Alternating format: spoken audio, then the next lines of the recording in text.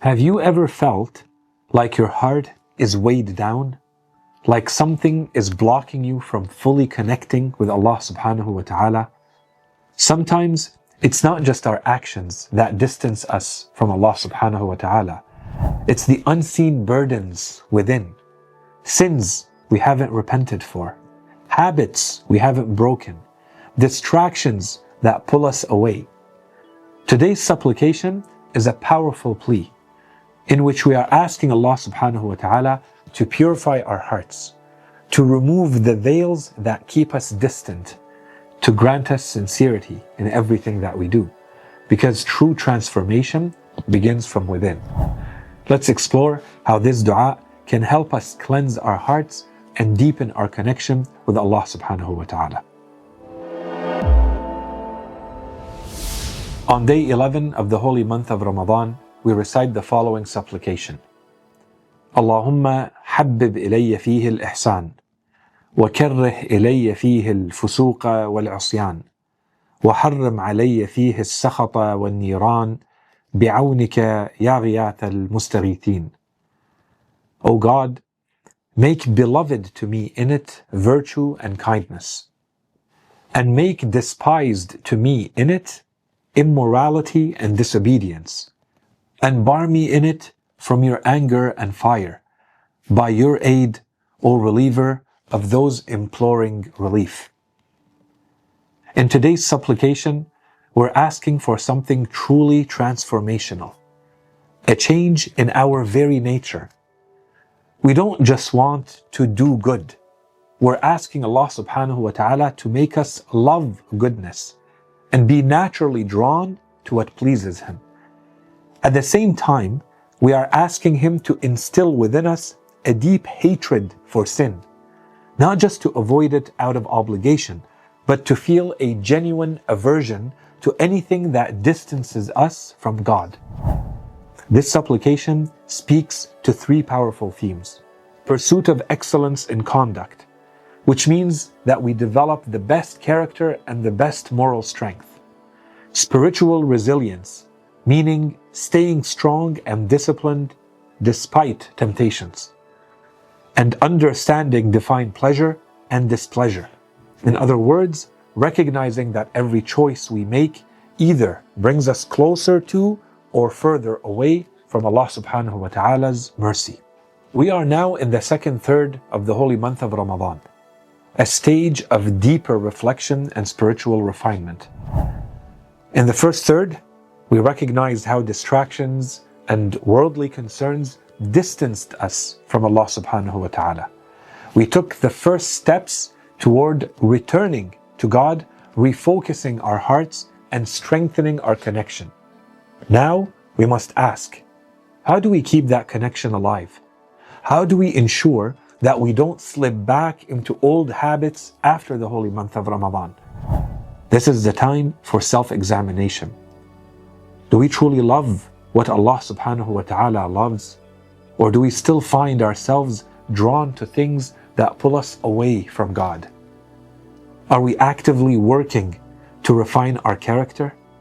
Have we identified and addressed the habits we know displease God? Have we made seeking Allah subhanahu wa ta'ala's pleasure our priority? Or are we still chasing things that offer only temporary satisfaction? The Holy Prophet, peace and blessings be upon him and his family, reminds us that one of the greatest signs of faith is loving goodness, hating sin, being willing to sacrifice personal desires for the sake of Allah subhanahu wa ta'ala. When our hearts are fully aligned with what Allah subhanahu wa ta'ala loves, we open the gates to His mercy, to His guidance, and to His nearness. Love and hate are two of the strongest emotions in our lives. They shape our actions, our choices, our spiritual journey. Allah subhanahu wa ta'ala has placed these emotions within us for a reason. It's to help us and guide us toward those things that lead to righteousness. When we love something, we are naturally drawn to it. When we dislike something, we instinctively avoid it. This is a powerful tool in our relationship with Allah subhanahu wa ta'ala and His commandments. if we train our hearts to love righteousness and despise sin, then our path to obedience becomes much easier. We don't just follow the rules, we embrace them with our hearts. The Holy Quran teaches us saying, وَأَنفِقُوا فِي سَبِيلِ اللَّهِ وَلَا تُلْقُوا بِأَيْدِيكُمْ إِلَى التَّهْلُكَةِ وَأَحْسِنُوا إِنَّ اللَّهَ يُحِبُّ الْمُحْسِنِينَ. And spend in the way of God. But do not cast yourselves with your own hands into destruction, and do good. Indeed, God loves those who do good. This verse is a powerful reminder. Loving virtue should push us to give generously, knowing that giving in Allah's way is an investment, not a loss. Disliking sin should keep us from self-destruction, whether through neglecting faith, giving in to harmful desires, or allowing our hearts to harden. So how do we apply this in our daily lives? We must train our hearts to love what Allah subhanahu wa ta'ala loves and despise what pulls us away from Him. We must cultivate a deep attachment to goodness so that following the right path feels natural and we get joy from it. When we align our emotions with His guidance, walking the path of faith no longer feels like a struggle. It becomes a journey of love. Virtue is not just about doing good. It's about avoiding harm, protecting the soul, staying away from anything that displeases Allah subhanahu wa ta'ala. Every act of disobedience distances us from our Creator. It weakens our spiritual state. It opens the door to consequences, both in this life and the next. But virtue isn't only about our relationship with Allah subhanahu wa ta'ala. It extends to how we treat others. The Ahlul Bayt, peace and blessings be upon them, emphasized that true righteousness manifests itself in how we deal with people, how we serve others, how we show kindness, even to those who wrong us. Imam Ali alayhi salam said, "The one who does good to people will sustain their love." Even with those who mistreat us, goodness has the power to heal, to soften hearts, to transform conflict into understanding. Are we prioritizing goodness, not just in worship, but in how we treat others?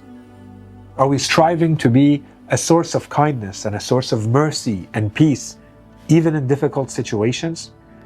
Are we training our hearts to be naturally drawn to virtue and repelled by sin? This supplication is more than words. It is a plea for internal transformation. May this month of Ramadan be the turning point where we reshape our hearts, loving what brings us closer to Allah subhanahu wa ta'ala and disliking what distances us from God.